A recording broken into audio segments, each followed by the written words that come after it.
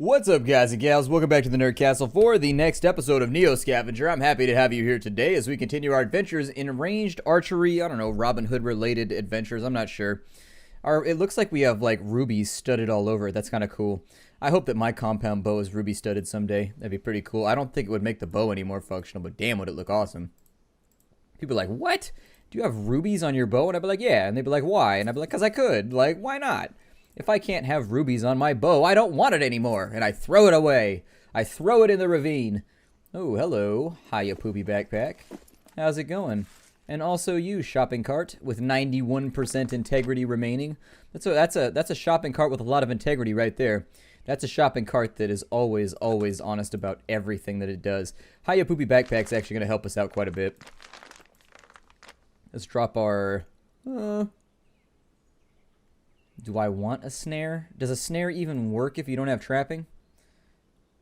I kind of want these black cargo pants. They're more awesome than the other cargo pants. Quickly, get naked, Avatar. I demand it. There we go. Yeah, I feel like we're more stylish now. For example, the browns and the blacks all come together right now. I feel like we're definitely setting up Wasteland chic at the moment. Like we could do a little turn on the catwalk, on the catwalk, on the catwalk. But okay, we'll put this over here. And now. We can carry more stuff with us.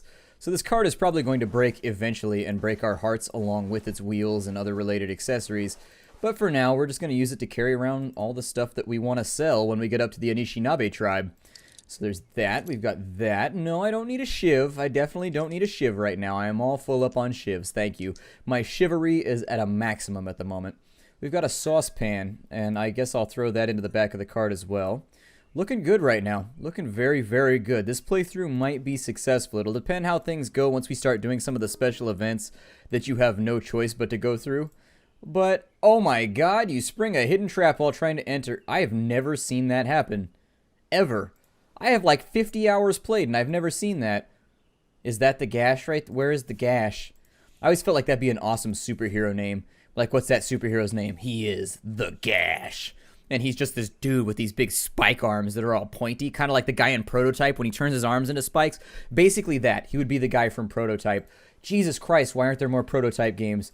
Prototype was the most amazing game I had, like, ever played. Seriously, I am such a video game skeptic when it comes to, like, Xbox games and things like that. I bought Prototype and it changed my life. I vanished for like a week. People had no clue where I was. They were calling my house. They were like knocking on the door like, is Splattercat dead? And I was like, no, I'm just playing Prototype. You know, like, just Prototype. I'm still here. I'm still alive. Do you need something? And they'd be like, no. I'm like, I'm going to go play Prototype. All right? I'll give you a call at the end of the week, or I don't, just get out, Slam. I'm joking right now. I would never do that. I'm too cordial. I also don't like altercation. In general, I used to be really, really confrontational, and now I try to avoid it at all costs because, I don't know, the former didn't work out for me so great.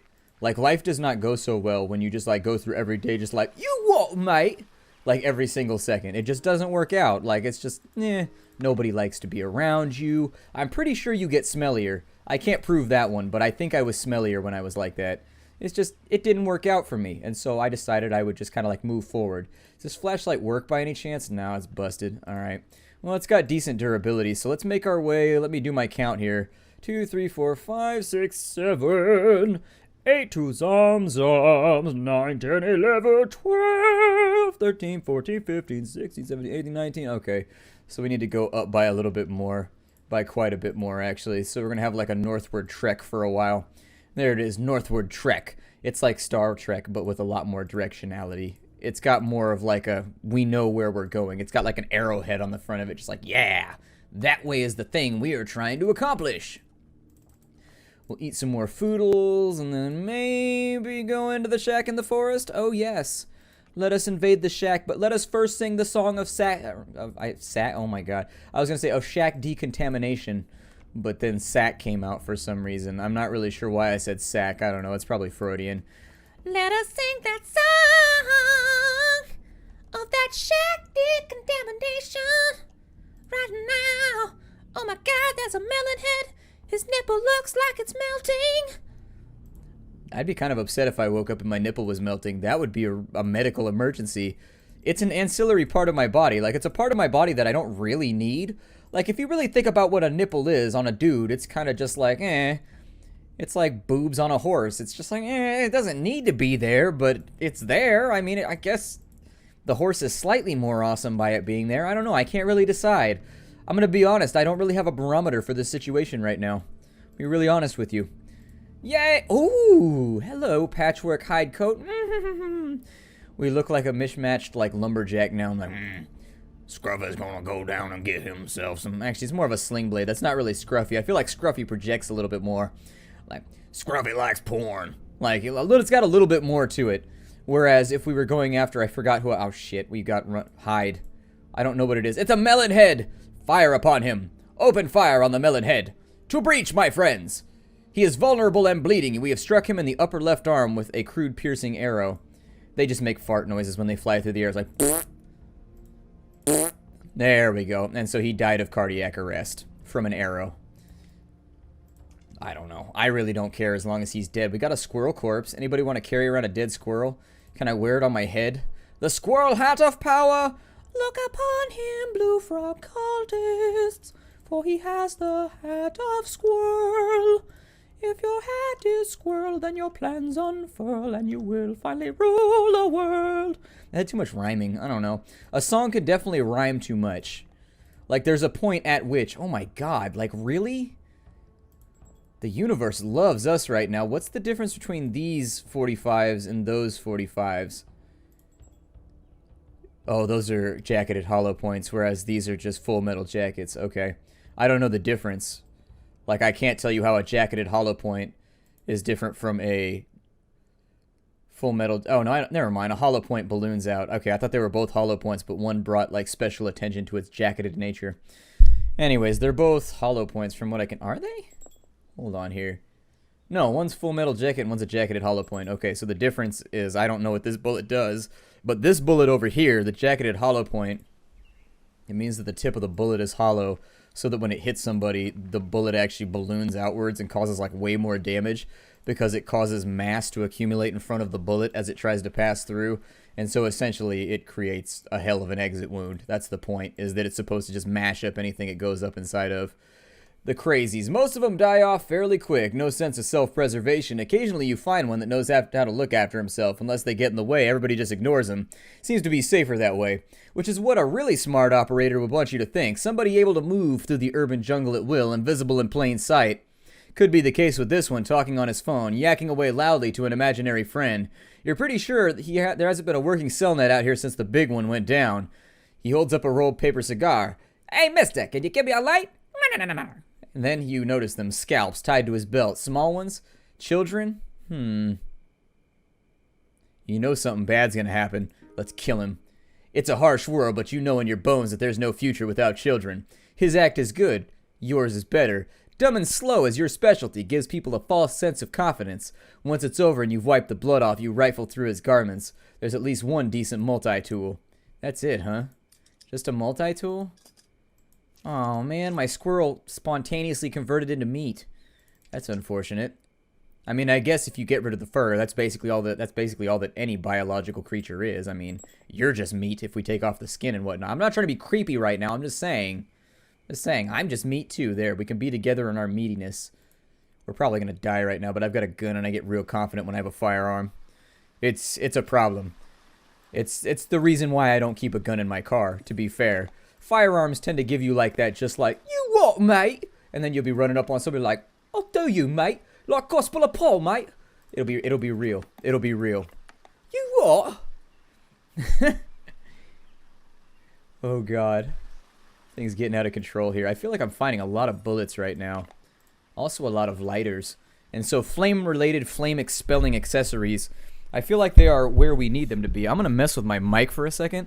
Because even though everything feels like it's proper right now, my sound waves are not looking good, and that makes me sad. I am an elitist when it comes to sound waves, and mine... Oh, my. Oh, my. Hello. How you doing, big pile of loot? Would you like to be in my backpack? I bet you'd like to be in my backpack, wouldn't you? Do you want to go in my backpack? Come on. You can come on in. Invite yourself. It's great. I should probably snap that right there. We got glass. That's a good one. That's a good one. That's a terrible one. Any more glass over here? Not really. I could break that bottle, though. And that'll give us a really good supply of glass. You what, mate? I didn't hear you. You what? Let's see here. See, that's one of those voices that I never practice, and so it just comes off terrible every time that I do it. I need to work on it. Like, I really do. It's one of those things that would be hilarious to, like, troll somebody in a game with, but I just never get around to it. And so I just don't practice, and practice makes perfect when it comes to all things. It's true. It's the smell that got your attention, a distinctive smell that's hard to forget. 3 ragged-looking types roasting a small corpse over an open fire in a bank lobby. A horrified woman clutches her baby staring vacantly past the fire from the smashed remains of a teller's cage. The bandits appear unconcerned over your presence and hold up a piece of cooked meat, but that's not what you're looking at. It's the anguished mother and her baby. You want them, growls a bandit? It's going to cost you.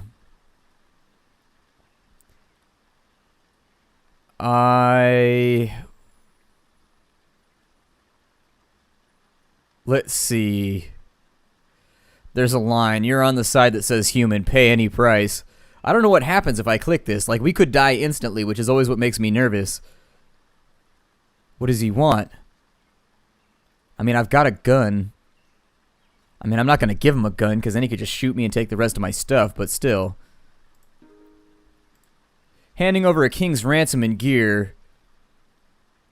Oh, they just took my pebbles and my crowbars. That's fine. Hey, not so fast. Okay. Oh, handing over a king's ransom and gear, you begin to reassure the woman. Hey, not so fast, barks a roughneck. You didn't say the magic word. Puzzled, you stare at him. Does he want you to say please? Laughing uproarious, the bandits poke you in the ribs with the hilt of a knife. Sorry, man. These are our goods. His smile fades. You heard that right. The lady, the kid, and your generous donation. He points the pile of gear you just offloaded. I'll tell you what. You get to live since you're such a good sport. The woman implores you to help her and her child, but there's little you can do unarmed. We have a gun, man. What are you talking about, unarmed? Sometimes this game is bullshit. Like, I hate these events. Like, these events, you should have far more options in them. You're a gentleman, you know that, yells a bandit as you leave the bank. Howls of laughter echo after you. I have a gun, dude. Like, why can't I just shoot you in your face? You've got a knife, but I've got a gun. You know the saying, bring a knife to a gunfight. Why can't I just be like, pucka, pucka, pucka, pucka, and just let this dude have it? Like, we have lots of bullets. Like, seriously. With 4 rounds at point-blank range, I promise you I'm putting somebody down. And the other one's probably just going to scramble, especially since I got reloads. What's always odd is that we have the clip for the gun. You'd think it would be difficult to find a magazine for a 1911 in the post-apocalypse. You'd figure. I don't know. They have like buckets full of clips at the gun store by my house. Like they have these big plastic bins just full of clips for different guns that you can buy. I'm kind of irritated by that event though. It's stupid.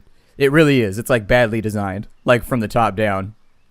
There's no excuse for like some of the pass-fail stuff in this game. Like they should have at least put in a couple more events so you could work your way through it. Like since I have a gun, I should have the option to shoot him in the face casually. Like it just seems pretty obvious to me. Like, I have a gun. Like, even if I walk out of the building, I could walk back in and just start shooting afterwards since he let me go. I mean, that's his mistake. Like, I fail to see how he just, like, gets to rob me when I'm better armed than him. It just doesn't make sense. Oh, good, the backpack broke. Shit. Okay, so I didn't expect that to happen right now. I wasn't paying attention. And now I get to pay the price. I mean, we didn't have too much writing in the backpack, so it'll probably be okay. Plastic bag style. How is that doing? Is it ready to break at any moment? We have 2 tarps, too, so obviously, That thing's already gone down by 6%. I really dislike how quickly the carts fall apart in this game. I can't put the sled in here? Why not? See, like, once again, it's one of those things where you can try and future-proof, but the game won't let you a lot of the time. Why can't you put a sled in a shopping cart? I'm pretty sure I've been to the sporting goods store and bought a toboggan and put it in a shopping cart before. Maybe the physics of the universe are different in the place where I live. I don't know. Just minor complaints here. And we seem to be hitting them back to back to back, which is the only reason I bring them up. Like, there's a lot of things in this game that could be done a lot better. I strongly disagree with, like, the pass-fail mechanics that the game has, where it's just, like, you go through, and you don't even get a pass-fail. The event happens no matter what you do, and you just get to live with it.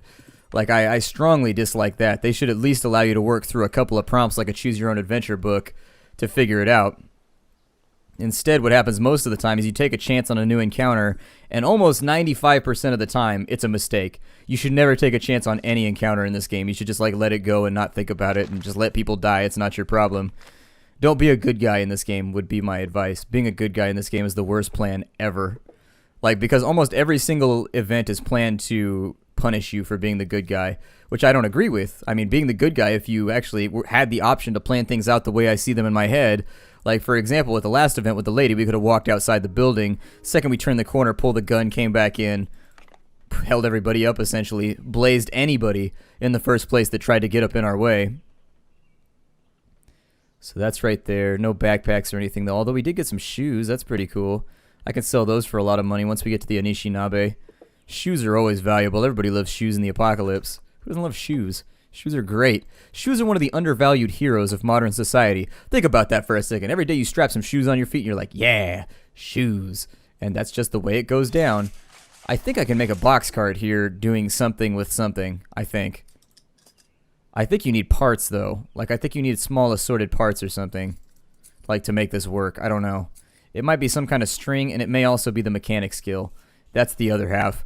Let me look up the box cart recipe real fast, because I know we can do this. I just want to make sure that I'm, like, not... I think you need the mechanic skill, maybe.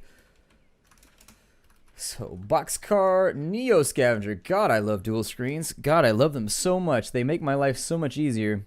So, in order to craft it, we've got to go with... Yeah, you need mechanic skill.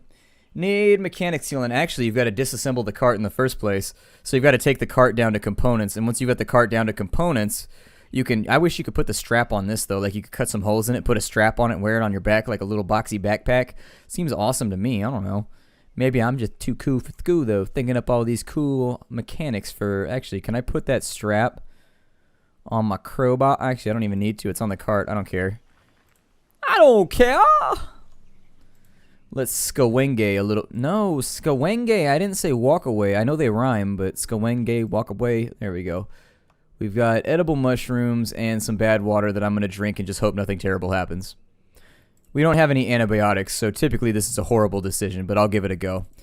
We will start out right now. Ooh, it looks like we got some shoot-gun shells. Would you like to shoot these shoot-gun shells? Because I would like to shoot the... Ooh, what is this? A medium battery sparker. That would actually be... Actually, I have lighters. What the hell do I care? 12 gauge buckshot. Yup. Don't mind if I do. On this side. Actually, can I sell that? Is it worth anything? No, it's not. Those pants are worth $20 though, so if I can get $20 for some pantalones, they will not be pantalones gratis. They will just be pantalones. Por la Dolores. That's what. And that was always my favorite phrase when I was in, like, Spanish class. In California, you take Spanish. Like, we actually had no other option in high school. Like, some big schools had things like German that you could take, but all schools had either French or Spanish for the most part in high school, and you have to take one of them. The problem, I think, is that they don't focus on fluency. They kind of focus on you just, like, making it through the test and, like, regurgitating words back instead of actively, like, having conversations and things like that. I don't know. I know a lot of kids that took, like, 4 years, myself included. I took 4 years of Spanish in high school, and still, my Spanish is, like... Like, it's mediocre at best. On a good day, it's mediocre. Like, I can keep up if they speak very slowly to me, like a 2-year-old. If I can read it perfectly fine, though. That's the weird thing, is I can read Spanish fine. Like, I can read and I can write Spanish okay. I can get by, but if I have to talk it, I'm done for. Especially if they go super fast.